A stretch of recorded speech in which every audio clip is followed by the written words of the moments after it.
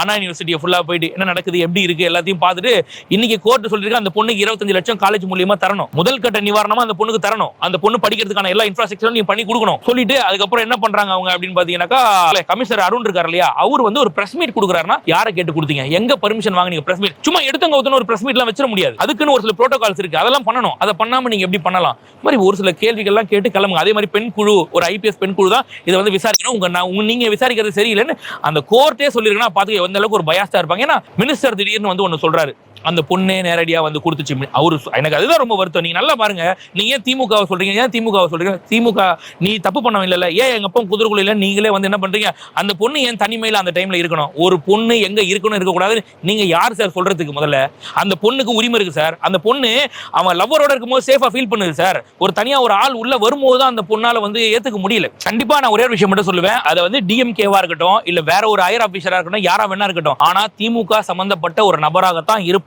அப்படின்றது என்னோட இன்ட்யூஷன் சொல்லுது. உண்மையிலேயே சொல்றேன், அந்த பொண்ணு வந்து சொல்லும்போது நம்ம சார் நான் வந்து நேத்து பிறந்து இன்னைக்கு வரல, நம்ம யாருமே சொல்றேன் நீங்க என்ன விட்டுருங்க, அப்படியே கேமராவை கொண்டு போங்க, ரோட்டுக்கு போங்க, மைக் எடுத்து போய் கேளுங்க, இந்த நடந்த இஷ்யூவை நீங்க எப்படி பாக்குறீங்கன்றத மட்டும் மக்கள் கிட்ட கேளுங்க, அவங்களோட கருத்து என்னவா இருக்கும் அப்படின்னு பாத்தீங்கன்னா இது திமுகவோட ஒரு கேம் அப்படின்னு சொல்றாங்க. என்ன காரணம்னா இதை வந்து திமுகனா டைரக்டா கட்சிக்காரங்க இறங்கி வந்து தப்பு பண்ணிட்டாங்க அப்படிங்கிறது, கட்சி பேரு கெட்டுடக்கூடாது அப்படின்றதுக்காக ஒரு சிலர் காப்பாத்துறதா எங்களுக்கு பிடிக்காம போயிடுச்சு. நான் என்ன சொல்றேன், தப்பு யார் பண்ணாலும் தண்டனை கொடுங்கன்றேன், தப்புனா தட்டி கேளுங்க, அது யாரா இருந்தாலும் பரவாயில்ல, கண்டிப்பா உங்களை மக்கள் ஆதரிச்சு உங்களை அடுத்து திருப்பி உட்கார வைப்பாங்க. உங்களை நீங்க என்ன பண்றீங்கன்னா இன்னும் பேரு கெட்டுறக்கூடாதுன்னு சொல்லிட்டு நீங்களே உங்க பேரை கெடுத்துக்கிறீங்கன்ற மாதிரி தோணுது எனக்கு. அந்த நபர் வந்து இரண்டாவது நபர் ஒருத்தர் இருக்காரு, நான் அடிச்சு சொல்ற இரண்டாவது நபர் இருக்காரு, ஆனா அந்த நபரை நீங்க வந்து அப்படியே சாப்டர் கொண்டு வராம அவர் அப்படியே நீங்க தள்ளி வைக்கணும் அப்படின்றதுக்காக கமிஷனர் சொல்றாரு யாருமே கிடையாது, இவன் மட்டும் டிஎம்கே ரிலீஸ் பண்ணாங்கன்னு நாங்க சொல்லல, டிஎம்கே தூக்கி வந்து எஃப்ஐஆர் விட்டுட்டாங்கன்னு சொல்லல, காவல்துறை அதாவது அரசாங்கத்தின் கீழே இருக்கக்கூடிய காவல்துறை இதை வெளியில விட்டாங்கன்னா அப்ப இதுக்கு திமுகவுக்கும் இதுக்கும் சப்போர்ட் இதை உடந்தையா இருக்காங்கன்றதான் நான் சொல்ல வரேன் இந்த இடத்துல, புரியுதா இல்லையா? சார் எந்த கேஸ் இது, நீ வேற ஏதாவது ஒரு கேஸ் சொல்லுங்க, எந்த கேஸ் சார் நீங்க வந்து எஃப்ஐஆர் காப்பியை வெளில விட்டாங்க ஒன்னு சொல்லுங்க சார் பார்க்கலாம். நீங்க இதே சொல்லுங்க, நீங்க எவ்வளவு எடுத்துக்க, நீங்க பொள்ளாச்சி சம்பவத்தை எடுத்துக்கோங்க, எல்லாத்தையும் எடுத்துக்கோங்க, இத்தனை கேஸ்ல எஃப்ஐஆர் காப்பி சார் வெளில வந்துச்சு, நாம் தமிழர் கட்சி நிர்வாகி ஒருத்தன் வந்து பாத்தீங்கன்னா போலி என்சிசி கேம்ப் வச்சிருந்தாங்க, அதுல எஃப்ஐஆர் வெளில வந்துச்சா சார், எஃப்ஐஆர் வெளியே டெக்னிக்கல் கிளிச்ல யார் அந்த டெக்னிக்கல் கிளிச்ச பண்ணது, ஒருத்தரோட யூசர் ஐடி பாஸ்வேர்ட் போடாம சிஸ்டம் ஓபன் ஆகாது சார், அந்த யூசர் ஐடி பாஸ்வேர்ட் யாரு சார், அவர் தான் சார், அப்போ அதுக்கான கன்சர்ன் பர்சன் அவர் தான் சார், அவர் மேல ஆக்ஷன் எடுங்க சார், அவர் மேல எஃப்ஐஆர் போடுங்க சார், இவர் தான் வெளில விட்டாருன்னு சொல்லிட்டு எப்படி சார் தெரியாம போயிடுச்சு வெளில, நீங்களே ஈஸியா கடந்து போயிடுறாங்க, இது ஈஸியா கடந்து போற விஷயம் கிடையாது. இதே வந்து இந்த இடத்துல ஞானசேகரன் வந்து திமுக காரனா இல்லாம வேற கட்சிக்காரனா இருந்தா இதை எப்படி ஹேண்டில் பண்ணிருப்பாங்க தெரியுமா உங்களுக்கு?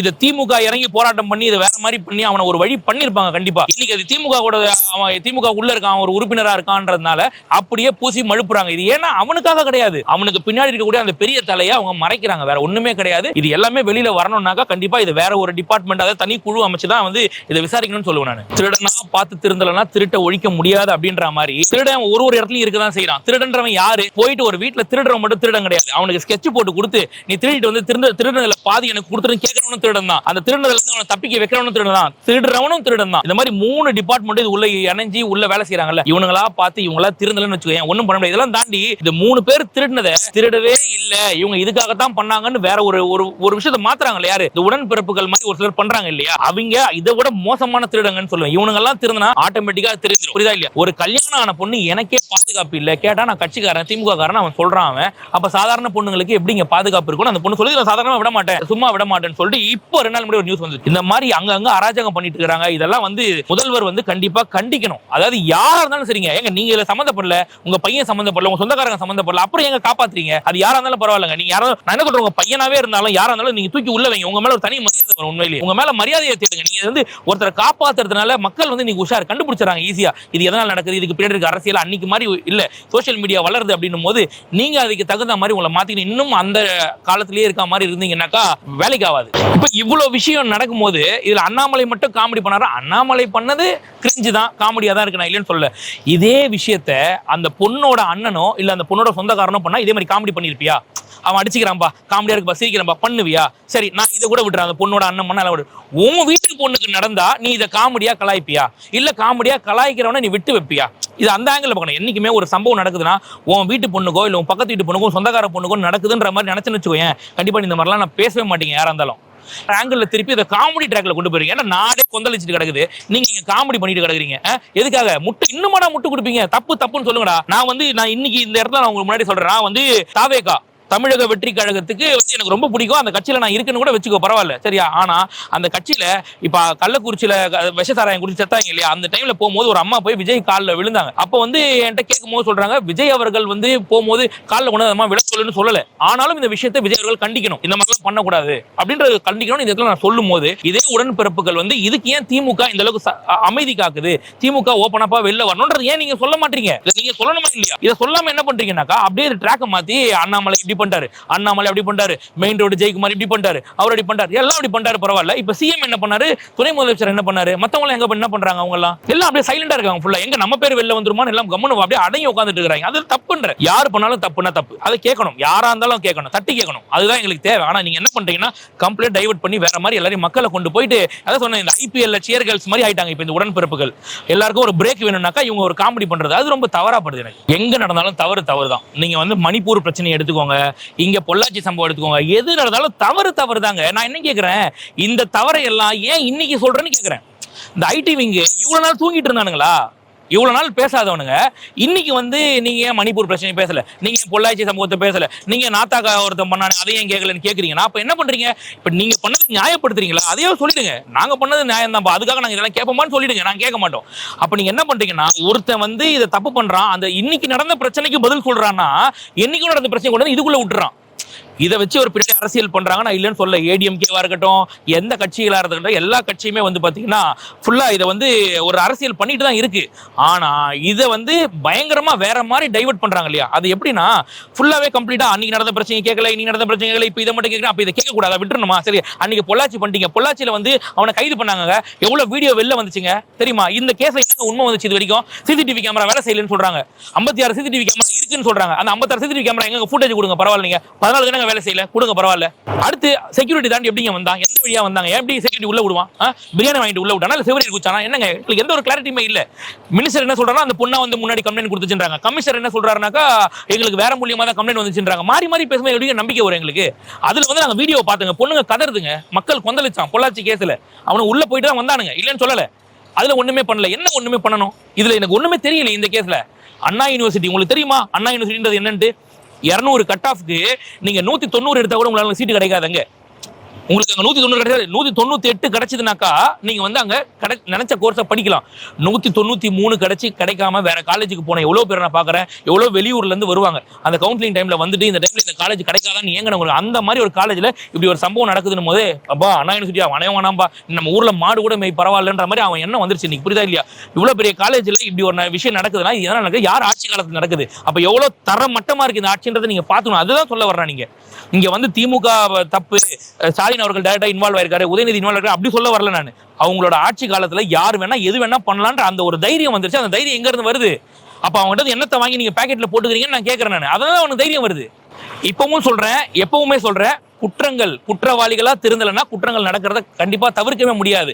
குற்றவாளிகள் திருந்துறதுன்றது நடக்காது. ஏன்னா மனுஷன் வந்து பாத்தீங்கன்னா அவன் புத்தி வந்து குரங்கு மாதிரி. போதைப் பொருளை இன்னைக்கு நீங்க அதிகமா வந்து விற்பனை பண்ணிட்டு இருக்கீங்க, சரியா? அந்த போதைப் பொருள் எடுக்கும்போது ஆட்டோமேட்டிக்கா அவன் மைண்ட் மாறுது, என்ன வேணா பண்றான். இன்னைக்கு வர சினிமாக்களும் அப்படிதான் இருக்குது. மனுஷனை வந்து சைக்கோ பாக்குற மாதிரி தான் இன்னைக்கு இருக்க சினிமா வந்துட்டு இருக்கு. அப்படி இருக்கும்போது அடுத்த ஆட்சி காலத்துல இது நடக்காதான்னு கேட்டா நடக்கும். கண்டிப்பா யாரா இருந்தாலும் நடக்கும். இதே விஜய் ஜெயிச்சார்னா கூட கண்டிப்பா விஜய் கட்சியில இருக்க தொண்டனாவே இருந்தா கூட அவனும் இதை பண்ணிருக்கலாம். ஆனா சட்டப்படி தண்டனை வாங்கி கொடுக்கறதோட வேலை விஜயோட வேலையா இருக்கணும். இது விஜய் அவர்கள் காப்பாத்துறதோட வேலை கிடையாது. என் கட்சிக்காரன் நான் அவனை காப்பாற்ற போறேன், இல்ல இவன் பேர் அடிப்படக்கூடாது, அவன் பேர் அடிப்படக்கூடாது. யாரா இருந்தாலும் குற்றவாளினா அவனுக்கு தண்டனை வாங்கி தரணும். அது என் பெத்த பையனா இருந்தாலும் சரி, அந்த மாதிரி ஒரு ஆட்சியை தான் நாங்க எதிர்பார்க்கிறோம். அப்படின்றது நான் சொல்றது புரியுதா இல்லையா? திமுக நான் தான் சொல்றேன் ஆரம்பத்திலேயே, இதுல வந்து ஸ்டாலின் ஐயா அவர்கள் இன்வால்வ் ஆகல, உதயநிதி அவர்கள் வந்து இன்வால்வ் ஆகல. அப்புறம் ஏன் இதை காப்பாத்துறீங்க? வேற எவனா இருந்தாலும் பரவாயில்ல, வெளியில வா. அப்ப நீ காப்பாத்துறனா உனக்கு இதுல ஏதோ ஒரு இது இருக்கு, சம்பந்தம் இருக்கு. இதுல ஒன்னு அவன்கிட்ட காசை வாங்கியிருப்பேன், அவன் நாளைக்கு உள்ள போய் மாட்டினாக்கா உங்க பேரை போட்டு குடுத்துருவான்ற பயத்துல காப்பாத்துறீங்க. சோழியும் குடியுமே சும்மா ஆடுமா? யோசிச்சு பாருங்க. அந்த மாதிரிதான் ஒரு விஷயம் நடந்துட்டு இருக்குது. மக்கள் முட்டாள் இல்ல, மக்களுக்கு எல்லாம் தெரியுது. எனக்கு தெரிஞ்சதை விட பாத்தீங்கன்னா இந்த சட்டம் படிச்சவனுக்கு இன்னும் பல விஷயங்கள் தெரியுது. நமக்கு சட்டம் படிக்காததாலேயே நமக்கு வந்து பாத்தீங்கன்னா இந்த அளவுக்கு கொந்தளிக்கிறான். அவன் எவ்வளவு கொந்தளிப்பான் யோசிச்சு பாருங்க. போய் மைக்கி கேமரா போய் பொதுமக்கள் நீட்டு அவன் காரி துப்பிட்டு போறான். ஆட்சி ரொம்ப கேவலமா போயிட்டு இருக்குது. உண்மையிலேயே எனக்கு வந்து திமுக ஆட்சி பிடிக்கல, திமுகவை தூக்கி வைக்கணும் அப்படிலாம் நான் சொல்லவே வரல. நீங்க அடுத்த 5 வருஷம் கூட நீங்க ஆளுங்க. நான் என்ன தெரியுமா சொல்றேன், ஒரு பெண் காவலர் அசிங்கமா பேசினா குண்டா சட்டம்னு சொல்றீங்க, அதே ஒரு பெண்ணை கை வச்சு கெடுத்தான் அப்படின்னாக்கா வெறும் மாவு கட்டு. இதுதான் உங்க ஆட்சி, புரியுதா இல்லையா?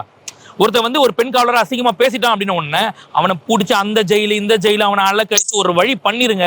எதுவுமே உங்க கட்சிக்காரங்களை பத்தி பேசின உடனே அவனை தூக்கி அவன் காரை இடிச்சு நாசம் பண்ணி அதுக்கப்புறம் அவன் போனை வாங்கி அவன் போன்ல இருக்கிற ஆதாரத்துல வெளில விட்டு அவனை வந்து உயிரோட அவனை சாவடிச்சிடுறீங்க. ஆனா உண்மையிலேயே ஒரு பாதிக்கப்பட்ட பொண்ணை நீங்களே சாவடிக்கிறது மட்டும் இல்லாம அந்த பொண்ணை வந்து இன்னும் என்னென்னலாம் பண்றீங்க தெரியுமா நீங்க?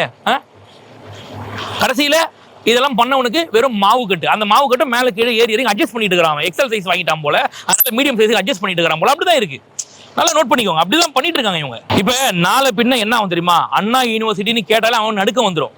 ஏன்னா அது அவ்வளோ பரப்பளவு ஒரு ஃபாரஸ்ட் ஏரியா மாதிரி இருக்கு அந்த இடம். அப்படி இருக்கும்போது அந்த ஹாஸ்டல்ல தங்குறவனா இருக்கட்டும் யாரா இருந்தாலும் சரி, ஐயோ வெளில போய் அவன் என்ன பண்ணுவான், நாளைக்கு ஹாஸ்டல்ல தங்க மாட்டான், ஒரு பிஜி எடுத்து தங்குவான். அவனுக்கு பிஜியே சேஃப் ஹாஸ்டல்ல விட. அந்த மாதிரி இருக்கு. எவன் வேணா உள்ள வந்துட்டு போலாம், திறந்த வீட்டை நாய் நுழையிற மாதிரி வந்துட்டு போற மாதிரி இவங்க விட்டுருக்காங்க அந்த அளவுக்கு. இப்போ யார் வேணா உனக்கு வந்து ஒரு 100 ரூபா பிரியாணி பொருளை வாங்கி கொடுத்தா செக்யூரிட்டி உள்ள விட்டுருவானா? அப்ப என்ன காரணம் செக்யூரிட்டி உள்ள விட்டான்? செக்யூரிட்டி உள்ள விடாம செவ்வறு ஏறி கூச்சு வந்தானா அந்த அளவுக்கு உங்க சிஸ்டம் செக்யூரிட்டி இருக்கா? இன்னைக்கு நடந்ததுக்கு அப்புறம் 140 எக்ஸ் சர்வீஸ் கொண்டு வந்து உள்ள போடுறேன்றீங்க. இதையும் முன்னாடி நீங்க பண்ணல. ஒரு பாதுகாப்பு ஏன் இல்ல? வெளியூர்ல இருந்து எவ்வளவு பேர் அங்க மேக்ஸிமம் பாத்தீங்கன்னா வெளியில இருந்து வந்து படிக்கிறவங்க தான் அதிகம் அண்ணா யூனிவர்சிட்டியில. அங்க லோக்கல்ல இருக்கவங்க படிக்க மாட்டாங்க, சென்னையில இருக்கவங்க படிக்கல, வெளியூர்ல இருந்து வெளி மாநிலத்துல இருந்து அந்த மாதிரி வந்து படிக்கிறவங்க தான் அண்ணா யூனிவர்சிட்டியில அதிகம். இன்னைக்கு அவன் வந்து எப்படி நம்பி வந்து படிப்பான்? யோசிச்சு பாருங்க. சிசிடிவி கேமரா வேலை செய்யல, ஒரு பொண்ணோட மோதிரம் தொலைஞ்சு போது அந்த பொண்ணு போய் கம்ப்ளைண்ட் கொடுக்குது, சார் இந்த மாதிரி மோதிரம் தொலைஞ்சு போச்சு சிசிடிவியில் பார்க்கணும், அது வேலை செய்யலாமா? அதுக்கு அப்பவே வான் பண்ணி கம்ப்ளைண்ட் எல்லாம் எழுதி கொடுத்து ப்ராப்பரா எந்த நடவடிக்கையும் இல்லாமல் மோதிரம் தானே போனா போயிட்டு போகுது அப்படின்ற மாதிரி அந்த மேனேஜ்மெண்ட் எவ்வளவு அலட்சியமா இருந்திருக்கு பாருங்க. ஸோ இது அந்த மாதிரி. அடுத்து செக்யூரிட்டி உள்ள விட்டது, அடுத்து 3வது நபர் யாருன்னு தெரியல, இந்த மாதிரி பல விஷயங்கள். எஃப்ஐஆர் வெளியில வந்தது, மினிஸ்டர் ஒரு மாதிரி ஆணையர் ஒரு மாதிரி பேசுறது, இந்த மாதிரி பல சிக்கல்கள் இந்த கேஸ்ல இருக்கு. நிறைய கேம் ஆடிட்டு இருக்காங்க. எல்லா உண்மைத்தன்மையும் அடுத்து வரக்கூடிய நாட்கள்ல வெளில வரும். கண்டிப்பா நம்ம ஒண்ணு கூட விட போறது இல்ல. அடுத்து என்ன நடந்தாலும் இந்த அப்டேட்டோட உங்களை வந்து நான் பாக்குறேன். தயவு செஞ்சு விக்டிமை டார்ச்சர் பண்ணவே கூடாது. இந்த இடத்துல அவங்கள பத்தி பேசக்கூட கூடாது. அந்த பாதிக்கப்பட்ட பொண்ணு அதுவா அந்த பொண்ணு முன்னாடி வந்து கம்ப்ளைண்ட் கொடுத்து அவங்க அம்மா அப்பா கிட்ட இந்த விஷயத்த சொல்லி, உங்களுக்கு ஒரு விஷயம் தெரியுமா, அந்த பொண்ணு அந்த மாதிரி அந்த பண்ணான்ல அந்த ஞானசேகரன்ற அந்த அன்னைக்கு அந்த விஷயத்துக்கு உள்ளாக்கனால அந்த பொண்ணுக்கு அன்னைக்கு வந்து மாதவிடாய்ங்க. அந்த பொண்ணு அவ்வளவு டார்ச்சர் பண்ணி அந்த பொண்ணுக்கு வந்து சொல்ல முடியல, அவ்வளவு கேவலமான ஒரு விஷயம் பண்ணி வச்சிருக்கான் அவன். இந்த பொண்ணு இவ்வளவு பிரச்சனையை சகிச்சுக்கிட்டு 4 செவத்துக்குள்ள இருக்காம வெளியில வந்து சொல்லுச்சு இல்லையா? கண்டிப்பா அந்த பொண்ணுக்கு அதுக்கே ஒரு ஹேட்ஸ் ஆஃப் கொடுக்கணும் நம்ம உண்மையிலேயே. இதுக்கப்புறம் அந்த பொண்ணை பத்தி நம்ம சும்மா நோண்டிக்கிட்டே இல்லாம அந்த பொண்ணோட பாய் ஃப்ரெண்ட் என்ன பண்றாரு, அவங்க அப்பா என்ன பண்றாரு, இதை பத்தி எல்லாம் கேட்கவே கூடாது. முதல்ல ஞானசேகரன் என்ன பண்ணா, ஞானசேகரன் பின்னாடி இருக்கவன் யாரு, உண்மையிலேயே மாவு கட்டு போட்டாங்களா இல்லையா, கையில எக்ஸல் சைஸ் வந்து எம் சைஸா மாறுச்சா இல்லையா, இதை தான் நம்ம பேசணும். புரியுதா இல்லையா? இதெல்லாத்தையும் விட்டு நம்ம வந்து விக்டிமை பத்தி தெரிஞ்சு விசாரிக்காதீங்க. அதை வெளியே சொல்லக்கூடாது. எந்த இடத்துல யாரும் அந்த பொண்ணு பேரை கூட சொல்லாதீங்க செஞ்சு. இதுதான் அந்த பொண்ணுக்கு நம்ம செய்யற உண்மையான ஜஸ்டிஸ் அப்படின்னு சொல்லுவேன்.